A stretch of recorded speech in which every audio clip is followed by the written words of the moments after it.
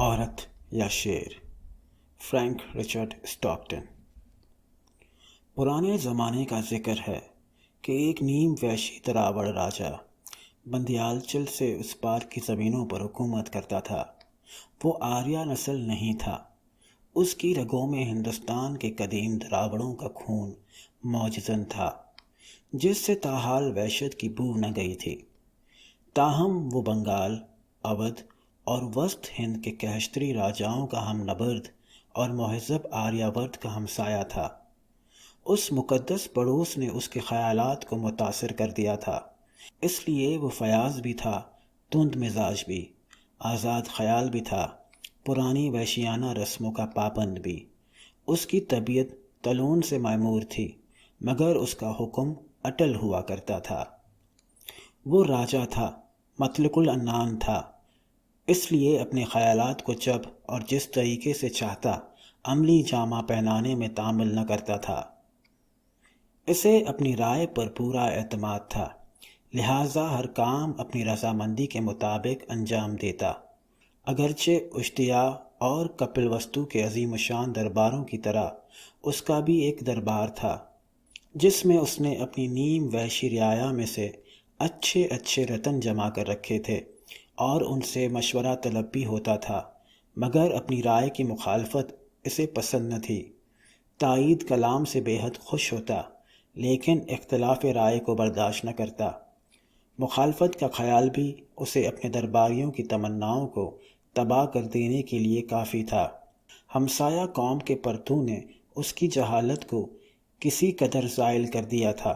اپنے ہم عصر سورماؤں کے بہادرانہ اشکال کے مقابلے میں اس نے بھی اپنی راجدھانی میں ایک تماشا گاہ قائم کی تھی۔ اس تماشا گاہ میں وہ انسانی اور حیوانی درندگی کے نظارے دکھا کر نیم وحشی رعایا کو اپنے وقت کی تہذیب سے آراستہ کرنے میں بے حد دلچسپی لیتا تھا۔ لیکن اس تماشا گاہ میں بھی اس کی بے باک وحشت اور ستم ظریفی نے مل کر ایک نئی جدت پیدا کر دی تھی۔ یعنی یہ تماشا گاہ اس لیے نہیں بنائی گئی تھی کہ لوگ وہاں آئیں اور جمع ہو کر دو تلواریوں کو لڑتے اور پھر ایک کو زخموں سے نڈال ہو کر دم توڑتے دیکھیں یا اس کے بے ربط گفتگو سنیں، نہ اس لیے کہ ایک خونخوار ہیبت ناک درندے کے مقابل کسی بے دین راکشس کا حشر دیکھ کر عبرت پکڑیں، بلکہ اس تماشا گاہ کی بنیاد کا مقصد ان باتوں سے بلند تر تھا، اور وہ یہ تھا کہ لوگوں کے ذہنی قوا کو اور زیادہ مضبوط اور وسیع کیا جائے۔ تماشا گاہ کا منڈپ اپنی پیچیدہ برآمدوں، پر اسرار اور پوشیدہ خانوں، بھول بھلیوں سے بھی زیادہ بعید الفہم گزرگاہوں کی سبب سے شاعرانہ عدل و انصاف کا ایک دلچسپ ذریعہ بنایا گیا تھا۔ جب رعایا کا کوئی فرد ایسا مجرم ٹھہرایا جاتا جس سے خود راجا کو دلچسپی ہو، تو اعلان کر دیا جاتا کہ فلاں روز اس مجرم کی قسمت کا آخری فیصلہ شاہی اکھاڑے میں کیا جائے گا۔ اکھاڑا تماشا گاہ کے وسیع منڈپ کا مناسب نام تھا، اگرچہ اس کی ساخت کسی دور دراز تہذیب کا چربہ تھا، مگر راجا نے اس کے استعمال میں بھی جدت پیدا کر رکھی تھی، کیونکہ راجا پرانے زمانے کے کارناموں کو دقیانوسی خیالات سے زیادہ وقت نہ دیتا تھا۔ وہ اپنی اختراعات کو مناسب اور ہر شخص کے لیے قابل عمل خیال کرتا تھا۔ مقررہ دن جب لوگ اکھاڑے کے وسیع برآمدوں میں جمع ہو جاتے تو راجا بھی اپنے گرانڈیل اور نیم اوریاں درباریوں کی جرمٹ میں برآمد ہوتا اور سب سے بڑی عدالت کی سنگھاسن پر بیٹھ جاتا۔ ہر طرف خاموشی چھا جاتی، وحشیانہ نعروں کی گونج معیب چپ چاپ سے بدل جاتی۔ اس وقت راجا اشارہ کرتا، اس کے اشارے پر سنگھاسن کی نچلی دیوار میں ایک دروازہ کھول دیا جاتا اور مجرم اکھاڑے میں داخل ہوتا۔ راجا کے عین مقابل دیوار میں ایک ہی طرح کے دو بند دروازے ہوتے تھے۔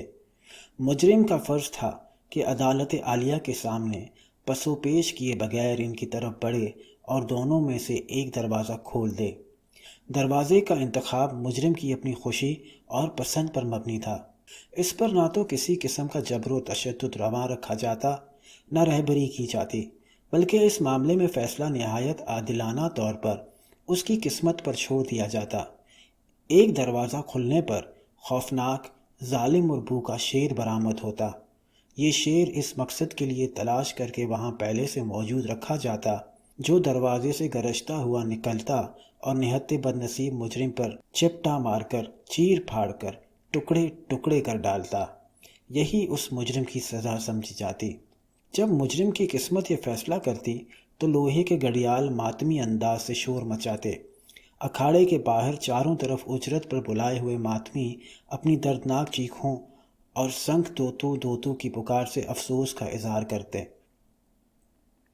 عام تماشائی گردنوں کو جھکائے افسردہ صورت بنائے آہستہ آہستہ اپنے گھروں کو لوٹ جاتے۔ ان کے دلوں میں مقتول کے حسن و شباب یا بزرگی و عزت کا احساس لہریں مارتا نظر آتا۔ لیکن جب مجرم دوسرا دروازہ کھول لیتا تو اس میں سے ایک کم سن عورت نکل کر اس کے سامنے آ کھڑی ہوتی۔ اس عورت کا بے حد حسین ہونا لازمی تھا اور راجہ اسے اپنی سلطنت میں سے خود انتخاب کرتا تھا۔ اس عورت کی شادی اس مجرم کے ساتھ کر دی جاتی تھی اور اس امر کو مجرم کی معصومیت کا انعام خیال کیا جاتا۔ اس حالت میں یہ پرواہ نہ کی جاتی تھی کہ مجرم کی پہلے بھی کوئی بیوی ہے یا نہیں، خواہ وہ کسی عورت کو دل و جان سے ہی کیوں نہ چاہتا ہو۔ شادی کی رسمیں اس وقت اکھاڑے کے اندر راجہ کے سامنے ادا کی جاتی۔ راجہ کے اشارے سے فوراً ایک اور دروازہ کھلتا۔ لمبے لمبے بالوں والے پجاری گویوں اور ناچنے والی کنواری لڑکیوں کو لیے ہوئے باجے گاجے کے ساتھ اس جوڑے کے پاس پہنچتے۔ شادی کا اہتمام نہایت دھوم دھام سے کیا جاتا۔ رسوم کے خاتمے پر گھڑیال بجتے، تمام لوگ اپنی وحشیانہ اچھل کود سے خوشی کا اظہار کرتے اور معصوم مجرم اپنی نئی دلہن کے ساتھ گھر کی طرف روانہ ہوتا۔ راستے میں لڑکے لڑکیاں ان پر پھولوں کی برکھا کرتے جاتے۔ راجہ کی عدالت کا یہی نیم مہذب فیصلہ تھا۔ اس طریقے عمل کی خوبی ظاہر ہے۔ مجرم کسی طرح یہ نہیں سمجھ سکتا تھا کہ عورت کس دروازے سے برآمد ہوگی۔ وہ اپنی خوشی سے ایک دروازہ کھول دیتا۔ اس کو اس بات کے مطلقاً خبر نہ ہوتی تھی کہ اب میں شادی سے ہمکنار ہوں گا یا موت سے۔ اس سے پیشتر جتنے واقعات گزر چکے تھے ان میں شیر کبھی ایک دروازے سے برآمد ہوا تھا اور کبھی دوسرے سے، اور یہ فیصلے بہتر ہی نہیں بلکہ اٹل بھی تھے۔ یعنی اگر مجرم اپنے آپ کو واقعی مجرم پاتا تو چشم زدن میں اسے سزا مل جاتی تھی، اور اگر وہ معصوم ظاہر ہوتا تو وہ اسے پسند کرے یا نا پسند، اسے راجہ کے فیصلے سے رہائی مل ہی نہیں سکتی تھی۔ اکھاڑا ایک مشہور مقام تھا۔ جب لوگ ایک اہم فیصلے کے دن وہاں جمع ہوتے تو انہیں اس امر کا بالکل علم نہ ہوتا تھا کہ وہ ایک مجرم کا قتل دیکھیں گے یا شادی۔ یہ لا علمی ان کی آتش شوق کو اور بھی بھڑکاتی۔ تماشائی پرجوش اور بیتاب نظر آتے تھے اور اکثر اپنے ذہن سے کام لیتے اور اوٹ پٹانگ قیاس دوڑاتے تھے، لیکن اس فیصلے پر الزام نہ دھرتے تھے کیونکہ ان کے خیال میں فیصلہ مجرم کے اپنے ہاتھوں میں ہوتا تھا۔ اس دھن کے پکے نیم مہذب راجہ کی ایک بیٹی بھی تھی جو اس کے خیالات کی طرح رنگین و آراستہ تھی، اور قدرتی طور پر اس لڑکی کو سارے جہاں بلکہ اپنی جان سے بھی زیادہ عزیز رکھتا تھا۔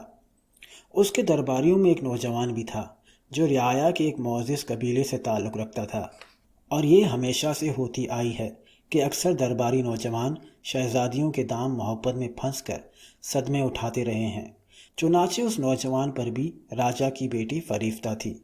راجہ کی بیٹی کو اپنے محبوب کی جانثاری پر پورا بھروسہ تھا، کیونکہ وہ ساری مملکت میں بہادری، خوبصورتی اور مردانگی میں بے نظیر تھا۔ وہ اسے انتہائی گرمی شوق کے ساتھ چاہتی تھی، اس حد تک کہ اس کی چاہت میں تشدد کا جذبہ بھی موجود تھا۔ وہ اسے زیادہ سے زیادہ دلسوز اور پرجوش بنانا چاہتی تھی۔ خوش قسمتی سے اس آتشی عشق کا سلسلہ ایک مدت تک جاری رہا، لیکن ایک وقت آیا کہ راجہ پر یہ راز افشاں ہو گیا۔ راجہ نے اپنے فرائض ادا کرنے میں زیادہ تعامل نہیں کیا۔ کسی تذبذب یا سوچ بچار کے بغیر نوجوان کو حراست میں لے لیا اور مقدمے کی تحقیقات کے لیے آخری دن مقرر کر دیا۔ یہ دن واقعی ایک یادگار دن تھا۔ رعایا اور خود راجہ اس مقدمے کی تحقیقات میں غیر معمولی دلچسپی لے رہے تھے۔ اس سے بیشتر کبھی ایسا واقعہ رونما نہ ہوا تھا کہ ایک غلام خاص راجہ کی بیٹی سے محبت کرنے کی جرت کا مرتکب ہو۔ شاید دنیا کے آغاز میں یہ بات معمولی خیال کی جاتی ہو، مگر ان قوموں کے لیے معاملہ نہایت اہم تھا۔ خون خوار جلادوں نے تمام سلطنت کے پنجرے دیکھے بالے، تاکہ سب سے زیادہ تند، سب سے زیادہ ظالم اور سب سے زیادہ ہیبت ناک شیر منتخب کیا جا سکے۔ فن کے بڑے بڑے مبصروں نے تمام ملک کی عورتوں میں سے ایک بہترین حسین دوشیزہ تلاش کی، تاکہ اگر اس نوجوان کی قسمت کا ستارہ اسے معصوم ثابت کر دے تو اس الزام کی نسبت سے اتنا ہی بڑا انعام بھی دیا جائے۔ اور البتہ یہ بات سب پر ظاہر تھی، ہر شخص جانتا تھا کہ الزام قطعاً درست اور سچا ہے۔ مجرم نے راجکماری سے محبت کی، اس سے نہ وہ نوجوان انکار کرتا تھا نہ راجکماری، لیکن راجہ اس ظاہر و باہر ثبوت کے روح سے فیصلہ کر کے اپنی عدالت کے خود ایجاد دستور کو توڑنا نہیں چاہتا تھا۔ مقررہ دن آ پہنچا، قرب و جوار کے لوگ اکٹھا ہوئے، تماشاگاہ تماشائیوں سے بھر گئی اور ایک کثیر التعداد اموا جسے اندر جگہ نہ مل سکی اکھاڑے کے باہر جمع ہو گیا۔ راجہ اور اس کے درباری ہم صورت دروازوں کے بالمقابل مطمئن ہو گئے۔ سب کچھ تیار تھا، لوگوں کی سرگوشیاں ایک گہرے سکوت میں چھپ گئی تھیں کہ راجہ نے اشارہ کیا۔ شاہی نشستوں کے نیچے کا دروازہ کھلا اور راجکماری کا جانثار اکھاڑے میں داخل ہو گیا۔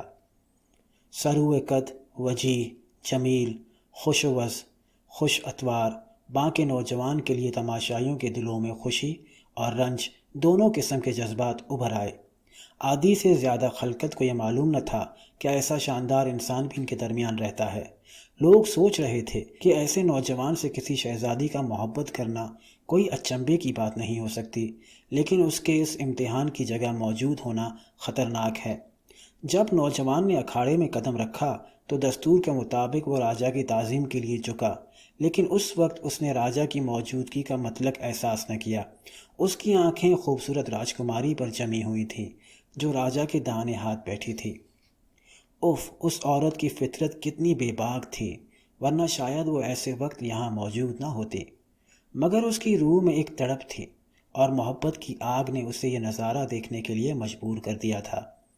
جس وقت یہ اعلان ہوا تھا کہ اس کا محبوب امتحان کے اکھاڑے میں اپنی قسمت کا فیصلہ اپنے ہاتھوں سے کرے گا، اس وقت دن رات اس کے لیے برابر تھے۔ اس نے سوائے اس خاص امر کے اور کسی بات سے سروکار نہ رکھا تھا۔ اس کے پاس طاقت تھی، حکومت تھی، پیش ازیں اس انوکھی عدالت میں حصہ لے چکی تھی۔ اسے دروازوں کے راز معلوم تھے۔ اس نے معلوم کر لیا تھا کہ دونوں دروازوں کی پچھلی طرف کس کمرے میں بھوکا شیر خوفناک دانت نکالے کھڑا ہے اور کس کمرے میں حسین عورت بیٹھی انتظار کر رہی ہے۔ راجہ کے پراسرار محل کے دروازے، جن میں کھال کے پردے لٹک رہے تھے، کسی قسم کا شور یا آواز سنائی دینے کے ہر طرح ناقابل تھے، لیکن زور، زر اور عورت کے جذبہ محبت نے ساری حقیقت آشکار کر لی تھی۔ اسے نہ صرف یہ معلوم تھا کہ عورت کس دروازے کے پیچھے اس کے عاشق کی منتظر ہے، بلکہ اسے یہ بھی خبر تھی کہ وہ عورت کون ہے۔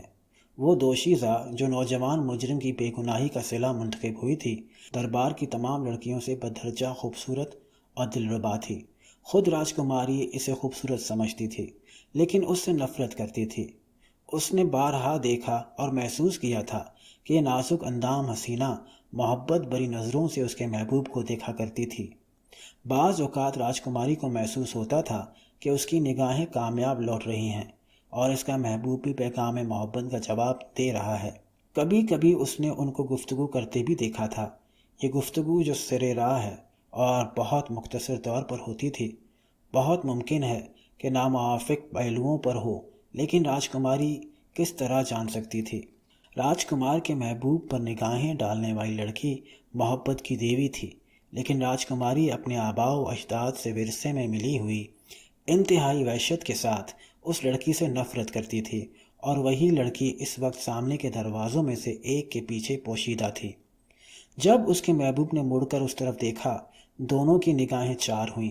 اس وقت راجکماری سب سے زیادہ سفید اور زرد رو نظر آتی تھی، اور اس کے ارد گرد کے بے نقاب چہروں میں کوئی بھی اس سے زیادہ بے حس و حرکت نہ تھا۔ دونوں نے ایک دوسرے کو ایسے تیز جذبے سے دیکھا جو صرف انہی لوگوں کو عطا ہوتا ہے جن کی روحیں ایک دوسرے سے پیوست ہوتی ہیں۔ راجکماری جانتی تھی کہ کون سے دروازے کے پیچھے شیر ہے، اور نوجوان کو بھی یقین تھا کہ وہ ضرور جانتی ہے۔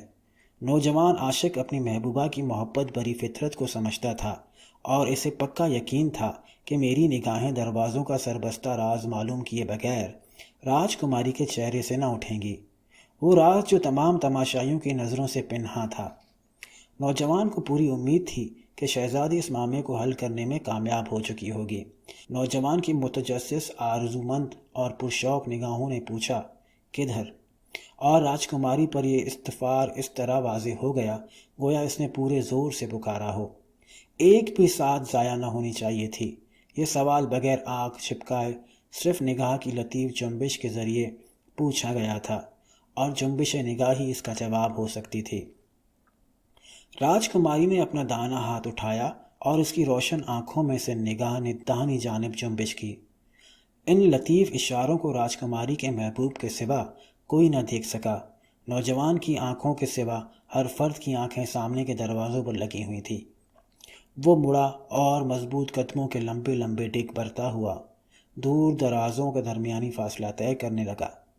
دلوں کی حرکت بند ہو گئی، سانس رک گئے، آنکھیں آئینے کی طرح اس پر جم گئیں۔ وہ کسی پس و پیش کے بغیر داہنی جانب کے دروازے کی طرف چل دیا اور کسی ہچکچاہٹ کے بغیر اسے کھول دیا۔ اب اس کہانی کا آخری معمہ یہ ہے کہ اس دروازے میں سے شیر نکلا یا عورت؟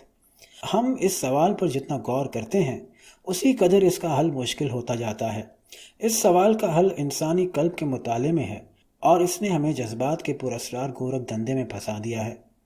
کہانی کے پڑھنے والوں اس سوال کے جواب پر غور نہ کرو، بلکہ اس پرجوش اور نیم وحشی راجکماری کے دل کا مطالعہ کرو، جس کی روح مایوسی کی سفید آگ میں بسم ہو رہی تھی۔